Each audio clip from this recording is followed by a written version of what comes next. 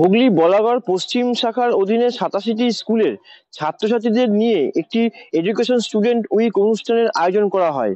এই অনুষ্ঠানের মূল উদ্দেশ্য ছিল নাটকের মাধ্যমে সাধারণ মানুষের মধ্যে বাল্যবিবাহ রোধ, ড্রাগের নেশা থেকে মুক্তি এবং রাজ্য সরকার প্লাস্টিক ব্যবহার থেকে মুক্ত করার সচেতনতা বাড়ানো। এছাড়াও কোভিড-19 পর হাইজিন এবং স্যানিটাইজেশনের গুরুত্ব সম্পর্কে ছাত্রছাত্রীদের এবং অভিভাবকদের সচেতন করা হয়েছে এই অনুষ্ঠানের মধ্যে দিয়ে। এমনকি রাজ্য সরকারের গাইডলাইন অনুযায়ী ভারতের নতুন ভাইরাস HMPV যেভাবে সংক্রমণ বাড়ছে তা থেকে বাঁচার জন্য বিভিন্ন পদ্ধতি অবলম্বনের নির্দেশ দেওয়া হয়েছে এই অনুষ্ঠানের মধ্যে দিয়ে। এই বার্তা শুধুমাত্র ছাত্রছাত্রীরাই যে দিচ্ছে কম্পিটিশনের মাধ্যমে সেটা নয়, এখানে শিক্ষক শিক্ষিকারাও কিন্তু বিভিন্ন রকম TLM বানিয়ে আমাদের সামনে বার্তা তুলে ধরছে।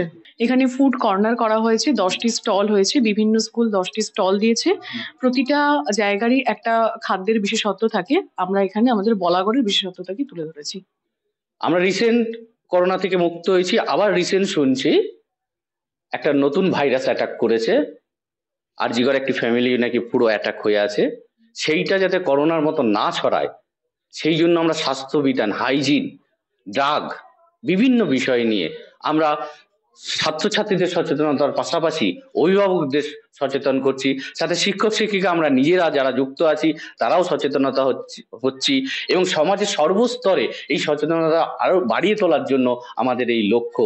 এই অনুষ্ঠান হুগলি জেলার প্রাথমিক শিক্ষা সংসদের চেয়ারপারসন শিল্পী নন্দী তিনি অনুষ্ঠানে ছিলেন এবং সমস্ত কিছু ঘুরে দেখেন এবং যারা প্রতিযোগী যারা অংশগ্রহণ করেছিল তাদেরকে প্রত্যেককে অনুষ্ঠানে পুরস্কার বিতরণ করা হয়। আমার শহর বলাগড় থেকে দেবেশ চক্রবর্তী রিপোর্ট, কলকাতা টিভি।